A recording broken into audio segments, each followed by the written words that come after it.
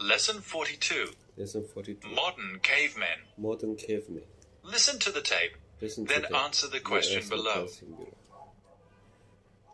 With what does the writer Yes. compare the Groovy burger? The groove burger. Cave exploration, Cave or exploration, potholing or as it has come to be known, Come to be known. is a relatively new sport. New sport. Perhaps it is the desire for solitude or the chance of making an unexpected discovery that lures people down to the depths of the earth.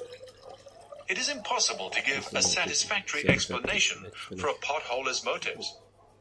For him, caves have the same peculiar fascination which high mountains have for the climber. They arouse instincts which can only be dimly understood.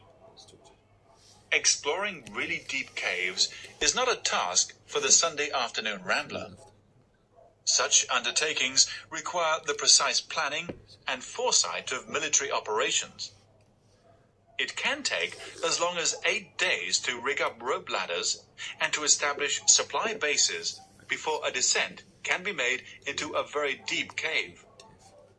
Precautions of this sort are necessary, for it is impossible to foretell the exact nature of the difficulties which will confront the potholer. The deepest known cave in the world is the Groovy burger near Grenoble. It extends to a depth of 3,723 feet. This immense chasm has been formed by an underground stream, which has tunneled a course through a floor in the rocks. The entrance to the cave is on a plateau in the Dauphine Alps. As it is only 6 feet across, it is barely noticeable.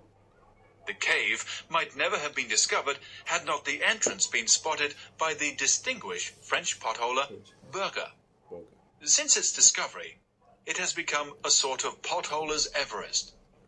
Though a number of descents have been made, much of it still remains to be explored. A team of potholers recently went down the Groovy burger. After entering the narrow gap on the plateau, they climbed down the steep sides of the cave until they came to a narrow corridor. They had to edge their way along this, sometimes wading across shallow streams or swimming across deep pools.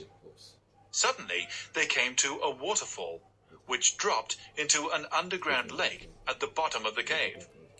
They plunged into the lake, and after loading their gear on an inflatable rubber dinghy, let the current carry them to the other side.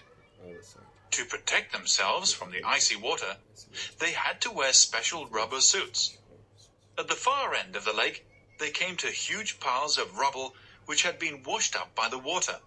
In this part of the cave, they could hear an insistent booming sound, which they found was caused by a small waterspout shooting down into a pool from the roof of the cave.